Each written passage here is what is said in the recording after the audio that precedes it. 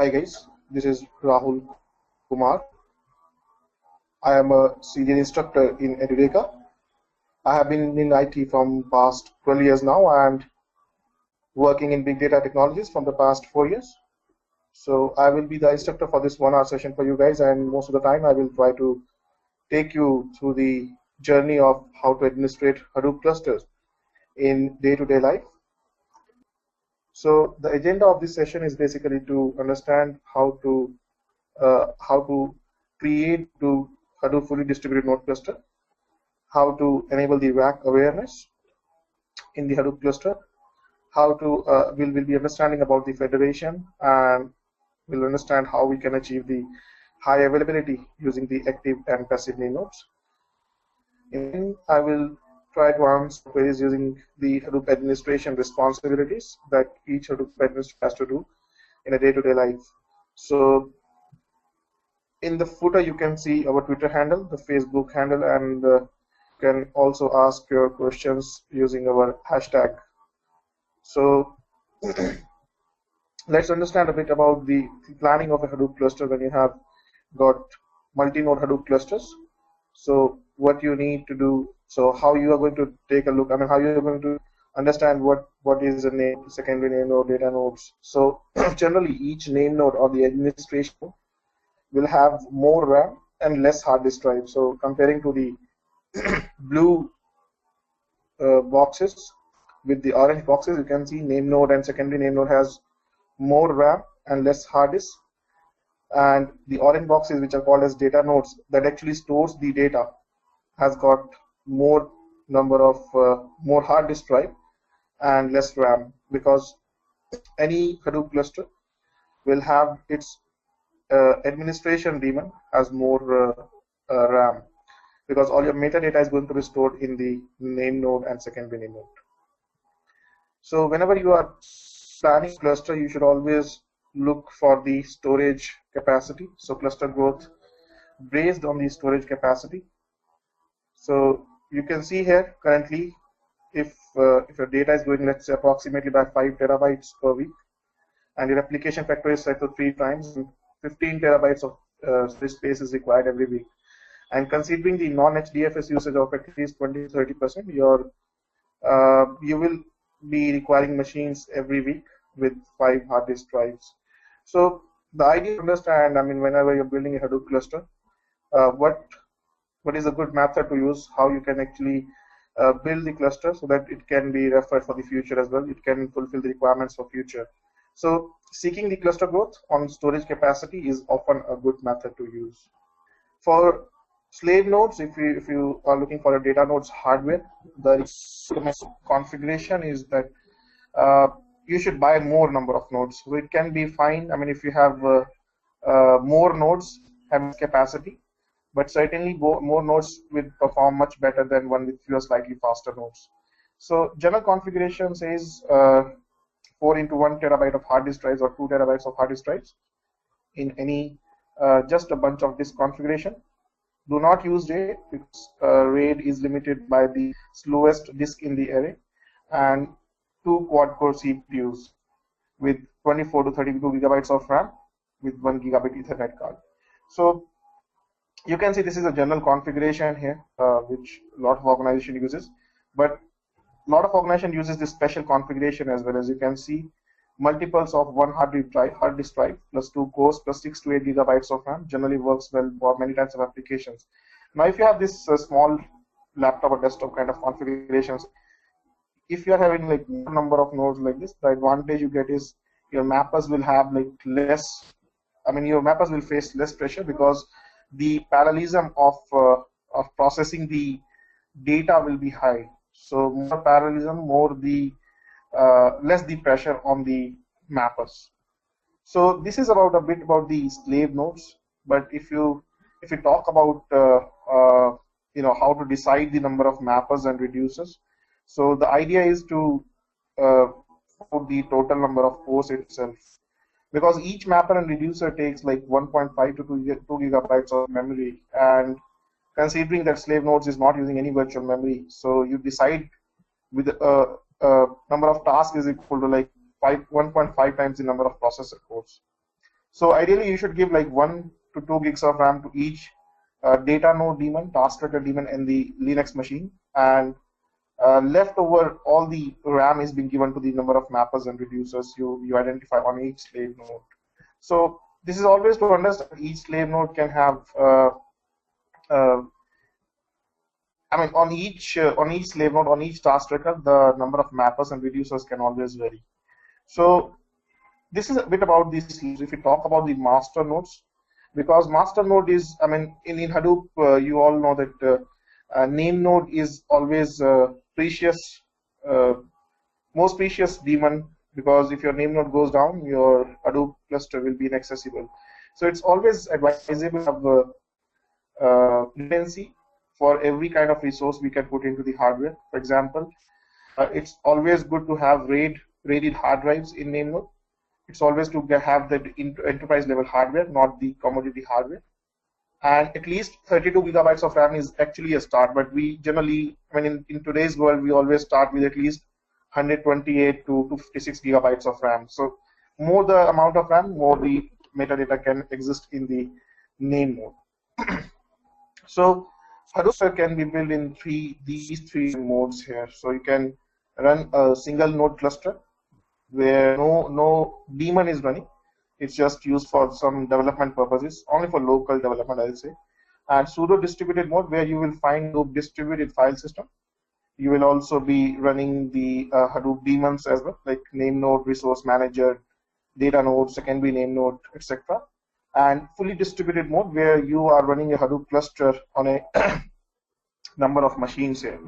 So these are a couple of configuration files that you should edit before you use a Hadoop cluster.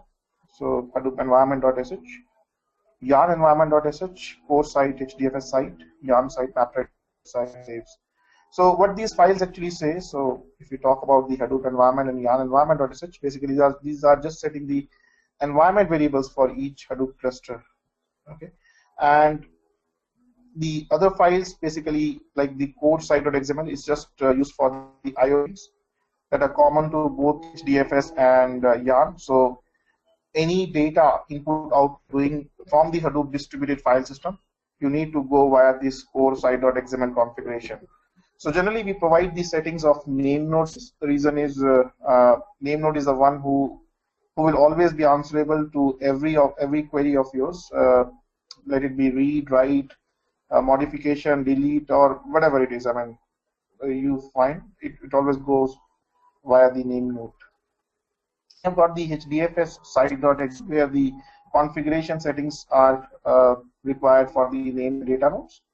Then you have got the yarn site.xml, where the configurations are required for the resource manager and node manager. So for those who doesn't know what is resource manager, it's just a administrator daemon for managing the resources of the Hadoop cluster. Because in Hadoop version 2, in the latest versions, we don't have the job tracker kind of thing.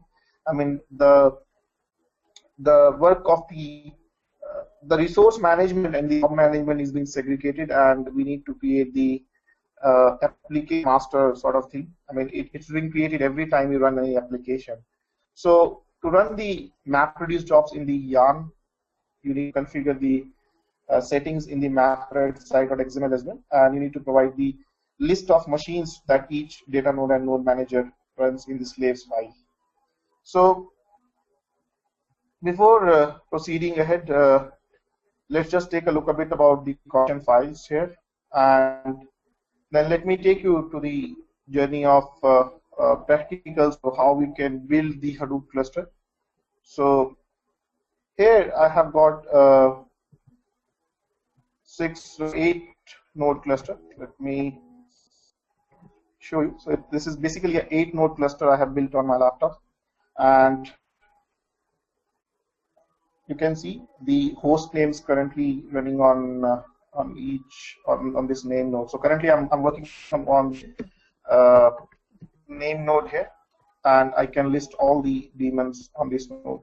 So I'm currently running with Hadoop 2.6.0 with JDK 17075 version, and what I have done here is I have edited some of the configuration files we have just seen, like core-site.xml contains the temporary directory, default name kind of thing. So basically how to access the HDFS and to enable the data directories for your name node and data nodes. I've also configured the rack awareness in the Hadoop cluster. So how we can actually say that when you are in the rack awareness, or which when the blocks are being stored. So for example, here you can see in the rack awareness, whenever you are storing the data, because as you all know, Hadoop always stores the rack awareness. Hadoop always stores the data. It always replicates the data using the rack awareness. So for example, the first block of the data goes to the node 1, rack number 1, and the other blocks of the data goes to any of the randomly chosen data nodes in the other rack. Similarly, for the blue blocks, you can see one block has gone to one rack and the other two blocks have gone to other racks in the cluster. So it happens like that. Whenever you want to configure a Hadoop cluster, you should always want to understand on which rack you are placing your data nodes, because that gives you more redundancy to the data. Let's say even if the whole rack itself has gone down, still you are able to access the data. If let's say one of the node goes down, then also you are able to access the data. So more the redundancy, more the advantage of bringing the high availability, I would say, to the cluster. But certainly it's not advisable to have like 8 blocks, 8 replication or 10 replication vector, because that will certainly consume a lot of space in your cluster. So to provide the redundancy here, what I have done, I have brought the rack awareness as well. Okay, in which so things basically I will say for the redundancy. So replication factor of 3, replication factor of 2 I have configured so that if one of the block is not there, if one of the node goes down, still data can be accessed from other. Okay, you can increase it to 3. So this is just show what things we can do, and then you can configure the yarn site.xml for the resource management daemons. Okay, so in our next webinars also, we'll try to bring the high availability to the resource manager as well. So here we are just doing the resource manager configurations, in which we are saying that on what node the resource manager should run, or whenever the node manager is running, on which node manager should it to, or when the application master is running, on what resource manager it should connect to. So those kind of configurations we need to do in the yarn site.xml as well. And to start the Hadoop cluster, just do a name node -format, which will format your name node and will build the metadata for the cluster, and then you can just start all of your daemons. So I'm starting my name node, data nodes, and the secondary name node with just one command. You can see it's a 5 data node cluster. So 3 are the administration nodes. So it's a fully distributed node cluster with like 8 daemons segregated on each of the different nodes. So I've started here 8 virtual machines for this. So even if you are having a laptop of, let's say, gigabyte RAM, you can easily build a 3 node cluster or 4 node cluster. Okay, we can always talk about this during the sessions. So you can see now we have got all the Hadoop daemons for, say, the master daemons are running now. So with the secondary name node and data node daemons. So it's a bit slow. Right, so you can see name node is running very fine. Then you have got the secondary name node running, and data node has come up on data node 1. It will take a while to get the other data nodes as well. That's still a bit slow. Alright, so you can see now all the data nodes are also coming. So the advantage you get here is, I mean, whenever you are storing the data will be more distributed in nature. It will be more redundant, okay, and you can always increase the replication factor. So that is quite fine if you're increasing the replication factor on the fly as well, or you can change the size on the fly. So that's totally up to you, okay. And here I'm logging into the resource manager to start my yarn specific components. So you can see resource manager is now running, and it has started all the node managers as well. So if I do a JPS command once again, you can see now it has created the fully distributed node cluster with all the Hadoop components. So to shift in a bit smaller font so that you all can see the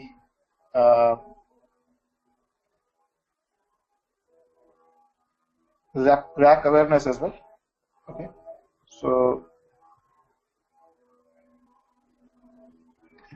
So now you can see it's a bit smaller font, okay, just to showcase. If I do a Hadoop DFS admin -report, it will give you the report of the whole Hadoop cluster, okay, with the rack numbers configured. So that's quite logical thing, how you can have the rack awareness within the data as well on 8 node cluster, or it can be 100 node cluster as well. There won't be any changes in the configuration or the settings here. So live data nodes with 5. So this is a Apache Hadoop cluster. So let me show you. It's Apache Hadoop 2.6.0. Okay, you can always switch to the new user interface as well if you want to, and you can always, okay, so that's the new user interface. You can see the various number of data nodes,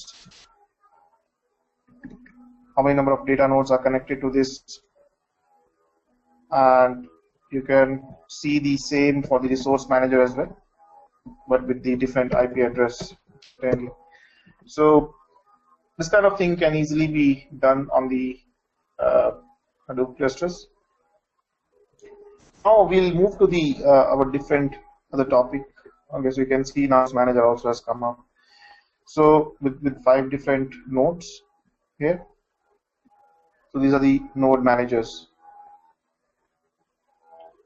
So now we'll move to a different topic, which is called the Hadoop Federation, wherein we try to we can basically build the multiple data nodes in the cluster. Okay, so let me show you how possible. So here what we are trying to do, we are trying to build the multiple name nodes. Okay, so in any Hadoop cluster, it's actually being said that, okay, you can have only one name node in the cluster, but starting from 2.0, you can always have multiple name nodes. So the advantage is, let's say, if one of the name nodes goes, you can still have the data for the other data node. Sorry, from the other name node itself. So with this multiple name nodes concept, you can always segregate your production data, development data. You can always segregate the 2 different productions data. Okay, so let's say you have got 4 different projects of production. 4 different projects are running in product. You can bring the data of 4 different projects within name nodes, and each of the data blocks that are being created in the data nodes will always be segregated by the block pool ID associated with each data node in the cluster. So this brings the total utilization of the data nodes very high. Okay, this also gives the advantage, like if let's say one of your name node goes down, and also you are able to access data from the other data nodes. I mean, not for certainly for that name node, but yes, you can still access data for the other projects. So name node federation basically gives you the idea, it gives you the advantage of bringing the scalability to the name nodes in the cluster. So In the Hadoop one, that was a problem that you cannot scale your cluster, you cannot scale your name node beyond the amount of physical memory of that. But here, with the even with the limited amount of RAM in one name node, you always scale it to multiple name nodes in the list. Okay, so let us try to understand how you can actually do that. So for bringing the Hadoop Federation, what you need to do is you need to have the again Hadoop tarball which should be configured with the Federation services. So what two name nodes are in the cluster, you need to configure them, and then you need to configure their remote procedural calls so that you can access those name nodes.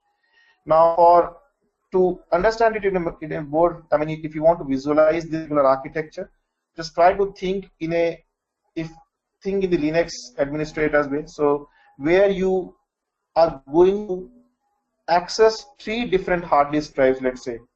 So hard disk drives in Linux always go via like SDA, SDA1, SDA2, something like that. So these are the devices that are being connected to your Linux machine. So you always need to mount those Linux is there. So here what we are trying to mount your name nodes as well on the client side mountables using the client side mountables of Hadoop. So let us understand how we can actually configure this. So here again, I have built like 6 machines for this. So I'm just closing the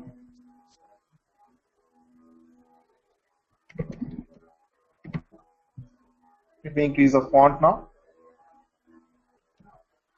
Okay, so here if you see, I have what I've got here.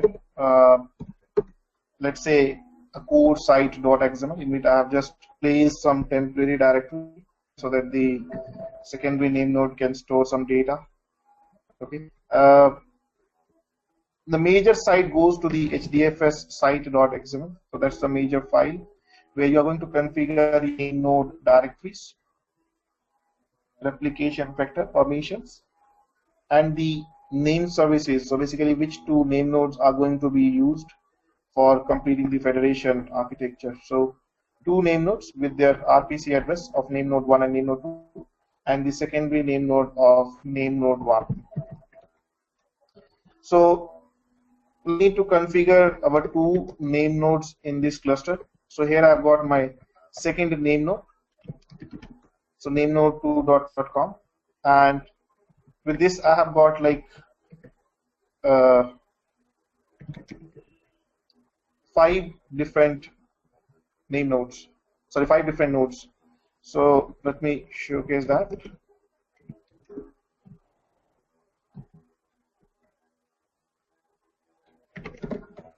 So you can see here 5 major name nodes, and the 6th one is the client side mountables, where I am mounting my let me show you. I'm mounting the 2 name nodes in the list. So I just do an SSH here and go to the core site.xml of that file. You can see I have configured here the view file system, which is being used for accessing the distributed file system, and I'm trying to mount the name node on a directory on a folder called /finance, and name node 2 on the folder called /market. You can always explore these things more, how to mount these files, how to mount the Hadoop distributed file system. In Hadoop 2, I mean, it is always possible that you can mount your Hadoop distributed file system like NFS server. So that is also quite possible now in Hadoop 2. So start and see how we can build this cluster. So first you need to format the name node 1, and then log in into the name node 2 and format the name node 2 as well, because both are having the separate data, both are having the different data. So format the name node 2 as well. And now you need to start your data nodes. So to start the data nodes, log in into data node 1. start the data node in the list,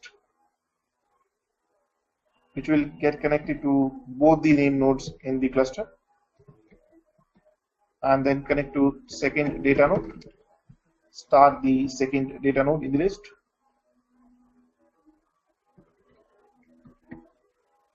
and then the third data node.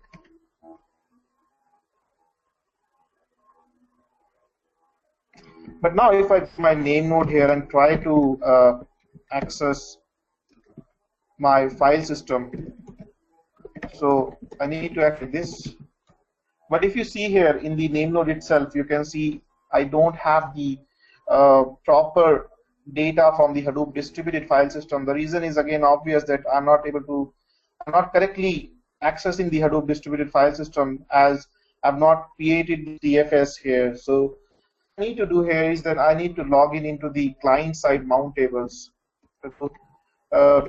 So log in into the client side mount tables, just do an SSH, and then if I now do an ls, you can see both the Hadoop distributed file systems will come up easily. So I can have now the finance part of the first file system, and I can have the marketing part of the second name node as well. So you can keep like different data in the two name nodes. Okay, so one have, let's say, for the production finance data, and other can have the marketing data for production. So you can separate these data types, and that will give you more edge, like how to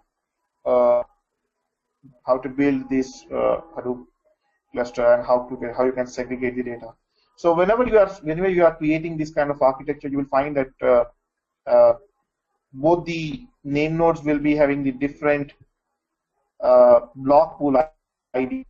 Okay, and that's the edge of like segregating the data types. So if I go to the name node 1 here, seeing some connection specific issues here.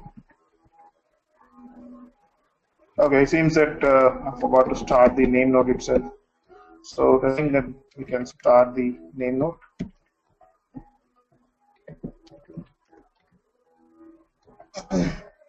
And let's connect to the name node now. So not a difficult thing. You can see now all the daemons are up and running successfully. So that's good. And let's connect to the name node now. So you can see name node is now come up with 3 live nodes. And similarly, you have like 3 nodes for our second data node, a second name node as well. So what I'm trying to say here is that these clusters, whenever each has its own set of advantages, disadvantages, and architectural wise, I mean, with this course, we are trying to say you guys that, okay, what you can learn, what you cannot. So you will be able to learn different architectures. You will be able to learn how to design these clusters, how you can manage these clusters as well. And we'll be teaching you like what all things you can do as a Hadoop administrator. So as a daily task, I mean, it is always being recommended that you should know the Hadoop components from the internals perspective. You should always be aware of all the Hadoop ecosystem components, all the let's say Hadoop components itself, like HDFS and the MapReduce side, so the development side of it. So the idea is to teach like when you are having different situations in the Hadoop cluster, because as an administrator, it's a challenging job to administrate like various clusters and to troubleshoot the issues of various developers as well. So here we are trying to teach you all those stuff. Okay, we are trying to tell you the internals, okay, of each cluster, and how you can do the same simulation on the laptop as well if you want to, or in the production scenarios, what all things you might be facing, you will be facing in your scenarios. So this is a bit about our Hadoop ecosystem, or Hadoop clusters are all about. Okay, so we'll be going into the bit of high availability as well, of how we can achieve the high availability. So just to give you a brief of what Hadoop editor responsibilities are in the today's world. So a Hadoop administrator is responsible for implementation and administration of Hadoop infrastructure. So all in all, I mean, this is certainly a super keyword, okay, but it's like configuration, designing, planning, everything is done by a Hadoop administrator. So you need to test all your applications. Okay, like when a developer comes and wants to access the Hadoop application, so you need to provide that access and you need to build the security around it. So testing the HDFS high peak MapReduce access for the applications, cluster maintenance tasks like backup, recovery, upgrading, and patching activities. So we do show you how to do the upgrades from Hadoop version 1 to Hadoop version 2 if you want to, or you want to do a rolling upgrade as well. We do provide the guidance for that as well.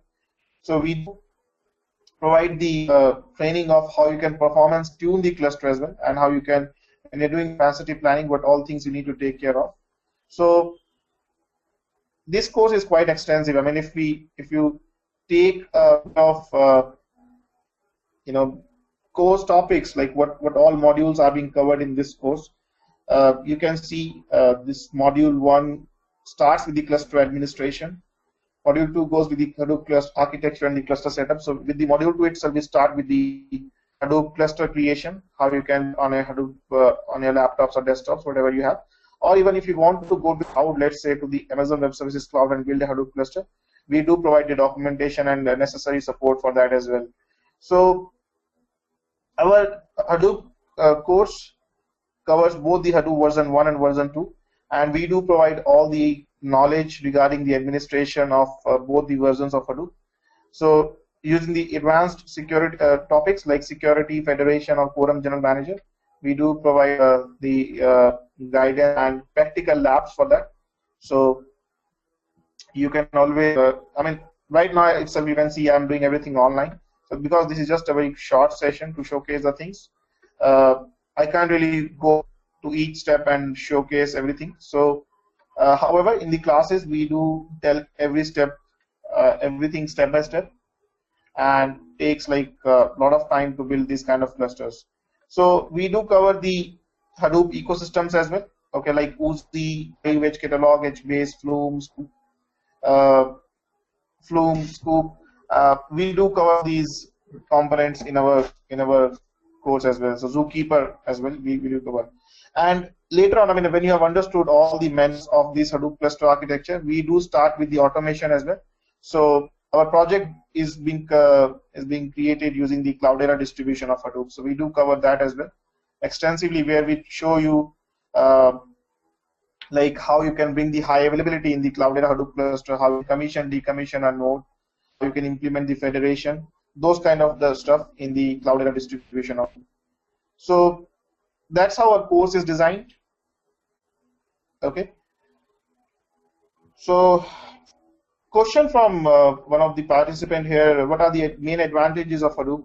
So a lot of advantages, Saurabh. So I'll say, I mean, starting from data high availability, then redundancy, distribution of the data, distributed processing of the data, then your redundancy of the data itself. Okay, and a lot of Hadoop ecosystem that helps you in planning the application. Okay, so Hadoop architecture, I mean, it has started with the big data. Okay, what I'm trying to say is, like, you want to store terabytes or petabytes of data, you're putting it into a traditional applications like Oracle, Informatica kind of thing. Okay, it takes a lot of days. I mean, I can say days or months to process the data. But here we are trying to in hours. So Hadoop cluster build those. I mean, Hadoop cluster created by taking these things into the considerations. That's why we call this like as a big data master software. Okay. So to process the data, it uses the platform called MapReduce, and to store the data, it uses the file system called Hadoop Distributed File System. So advantages goes from processing to storage. Okay, and that too for data. So big data means lots of data in terabytes, petabytes. So another question from our participant: will system access would be given to us during the course time? So we do not provide any environment from our side. We do help everything in every aspect for building an environment in your laptop or desktops. Okay, or in your let's say any organizational environments. What I'm trying to say is, I mean, we don't want to restrict to you guys just for that course only. So we we do all the support for building the environments in your in-house and for you, so that even after the course ends, you can still work on your environments. You can still practice on those environments. So that's why if you see the how the Edureka works, so Edureka has all the live online classes, which with all the class recordings in LMS. We do provide 24/7 post-class support, and even during the course as well, with the module quizzes, project works, and verifiable certificate from Edureka. So yeah, so certainly, I mean, Raj, so this the technical aspect of this course. Okay, so this is how technical things work in Hadoop. So this course does not require any system administration or networking knowledge, but we do certainly want that you should have the basic prerequisites of Linux, okay, because we don't have the same in our course. So prerequisites is like basic knowledge of Linux is always recommended to work with the Hadoop, because in any organization, if you are running the Hadoop cluster, you should always be running on the, I mean, you will be getting the Linux environment. So big data is not called Hadoop, Miro. So that's one of the important things, okay, which everybody should understand. Big data is not Hadoop, but yes, Hadoop is a tool for handling the big data. I say that. Absolutely. So it is not expensive. Again, the same, okay, because it is running on the commodity hardware. Okay, so it can even run your laptops. It can run on the desktop machines. It uses the open source softwares like Hadoop, Hive, HBase. I mean, all its ecosystems, most of the components are open source. Okay, so it's not at all expensive. You don't really need the licenses to build the application on top of Hadoop. That's what I can say. So any more questions you want to ask, please go ahead. So certification is coming from Edureka here. So the minimum requirements for creating the clusters on laptop, guys, again, I mean, that's what I said that you can always learn the same thing on a 2 GB RAM laptop. Okay, I can show you, but it's good that, I mean, if it will more challenging and more learning if you have a laptop of, let's say, 6 to 8 GB of RAM, because there you'll be able to build like 7-node cluster, 8-node cluster kind of things. Okay, so yeah, so if you're having like a good amount of RAM laptop, that would be good for your environment only. So there's a very important question which everyone wants to understand, that how soon you will get the job if you do this course. Freshers are required or not in this field? Certainly freshers are not required in any of the fields, I'll say. Okay, I mean, there are very less places where freshers are being required, but what I can say is it's a very I mean, it's an emerging job market for the Hadoop developers or Hadoop administrators. Okay, so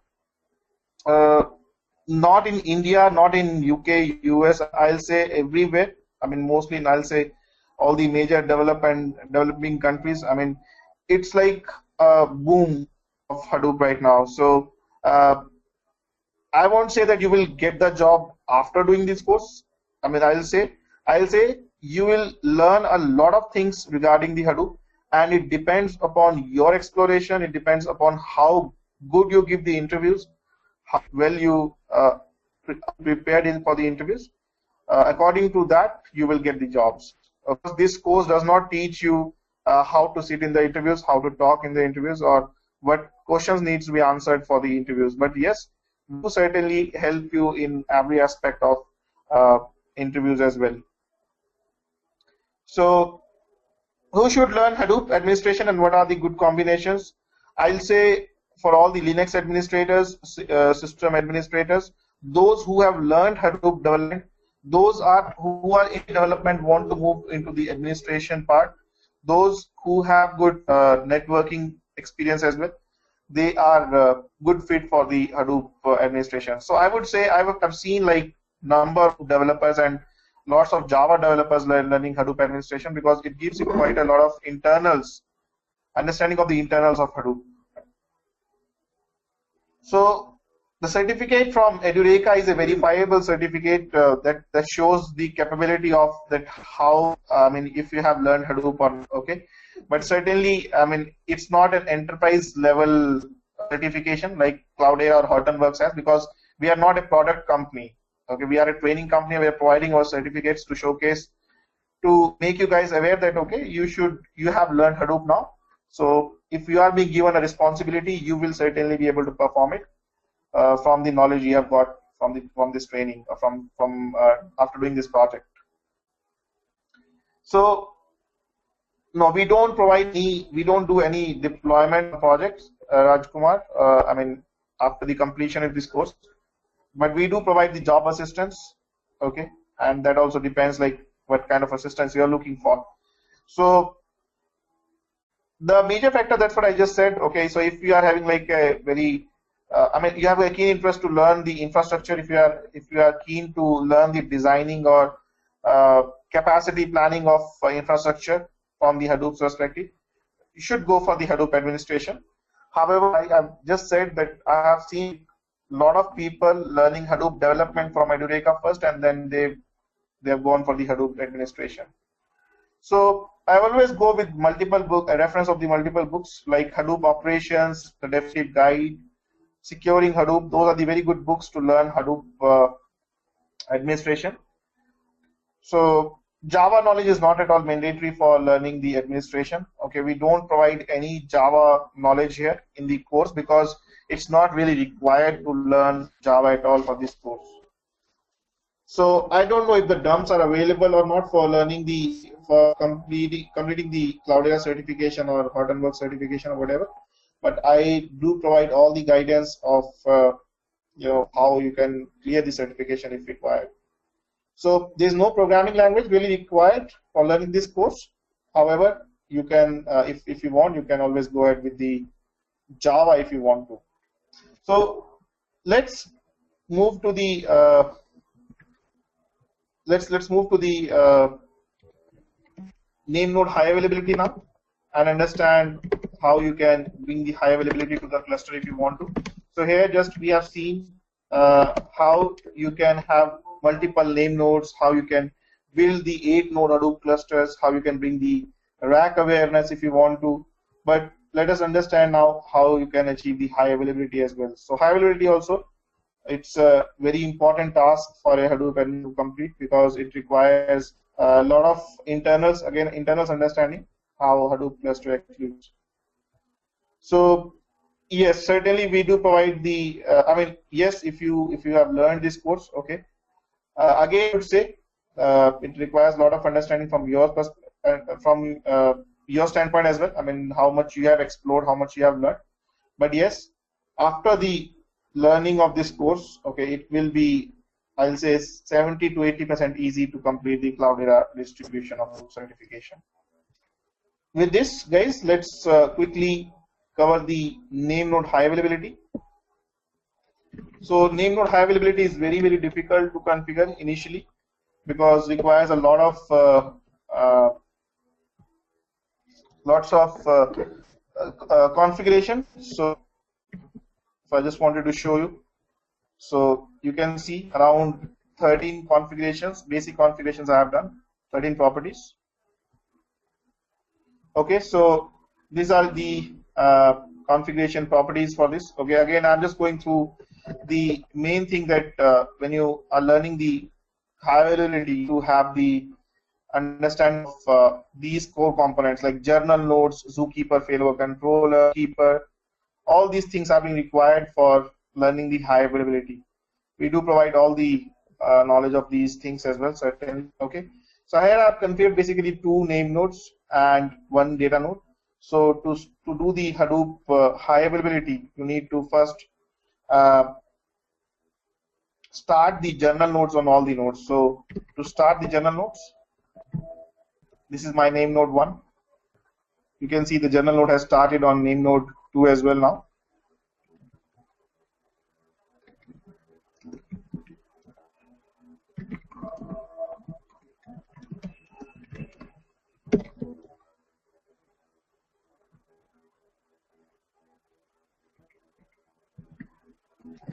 Okay, so now you need to format name node.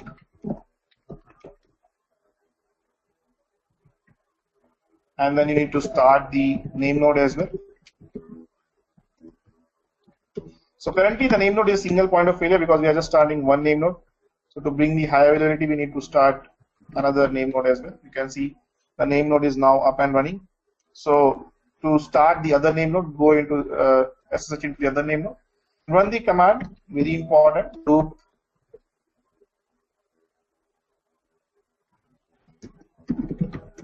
-bootstrap standby. So HDFS name node -bootstrap standby, because we want to have this single metadata in the cluster. So with this command, it is able to, you can see, format the name node as well. We have got the same data folder here also, so that both the daemons have the high availability. And now we can start the name node here. So this has just built the two name nodes with the same set of metadata. However, both are not in sync right now. So to bring them in sync, first we need to start the Zookeeper cluster. So to start the Zookeeper cluster, you need to start like this, and you need to do on all the nodes. So this will start the Zookeeper. You can see the status as well, whether the Zookeeper is running or not. So you can see it's showing, probably it is, but it is actually. And from here you can now see that if it is running or not. So it's not actually running right now. Seems some problem, Zookeeper.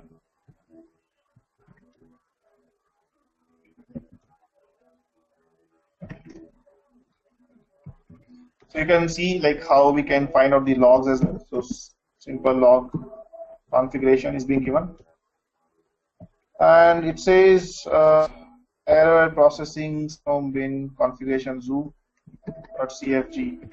So you can go, you can do some configuration settings and then check it out what is going wrong. So these are the things you need to do. You are configuring the Zookeeper cluster as well. Let's see.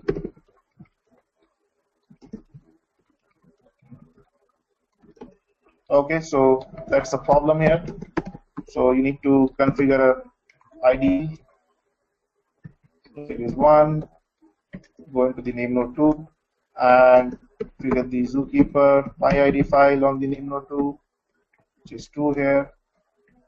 And you need to go into the data node 1, configure the myID here. So what I'm trying to say here is, again, it's a matter of learning only. So I have learned the things quickly, how you can troubleshoot. Okay, and those are the kind of things we always try to teach you guys as well. Okay, so when I start learning, I was like, learning on. So now I've learned the things and it's a bit easier. Okay, but here we do, as you can see now, Zookeeper has started coming up, quorum peer main. Okay, so not at all difficult to configure these things. So need some guidance. And now I can go onto the data node 1 and start the Zookeeper here as well. So Zookeeper has started. Now you can see on all nodes. And okay, so not only just the, it's not advertisement of this course here we are doing. So just trying to showcase like how you can have the these things configured in your cluster if you want to. Okay, so now just we need to start the Zookeeper failover controller. So we need to format the Zookeeper.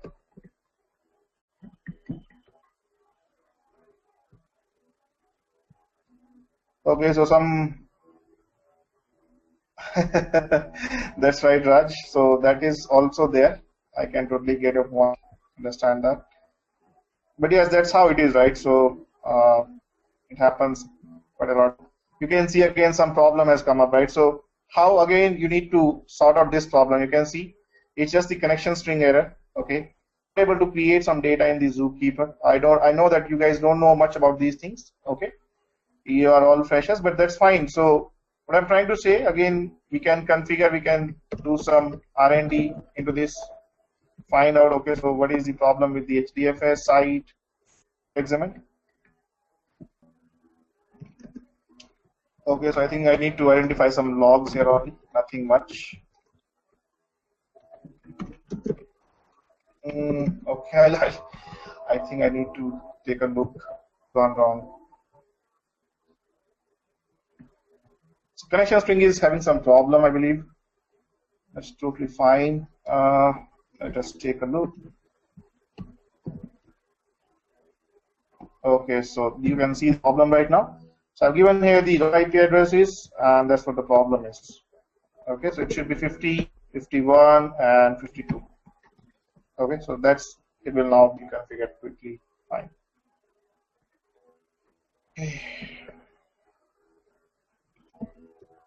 So yeah, sort of Raj. So again, that's what I'm trying to say. Okay, it happens in the classes as well. So it's sort of a small webinar we have kept for you guys to understand what Hadoop is all about and how it works. Anyways, we can always troubleshoot these things when you are in the class. Okay, so this is what we do, guys. If you have any more questions you want to ask, please go ahead. But I will that these are the things you will get from Edureka. Okay, so one important part for, I'll say two important things which you get from Edureka is, which I have not seen with any other companies, is that 24/7 support coming up from our team, L1 and L2 team, and the lifetime access to the learning management system. Okay, so this will help you to, again, we will be updated, you will remain updated with our course contents and everything, and also you will be able to understand what all things are going on in Edureka from Hadoop administration's point of view. Okay, so any questions, guys, you want to ask, please go ahead.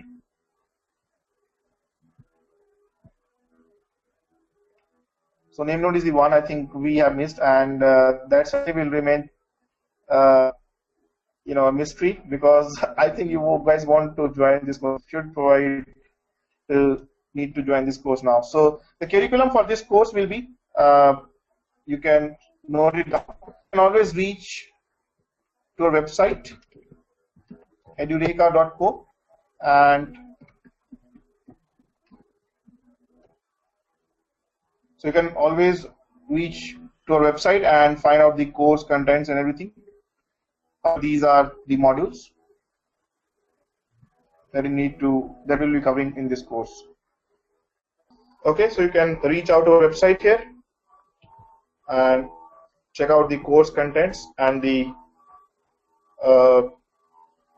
curriculum about the course and the classes we are going to start. So it's like, I mean, all are very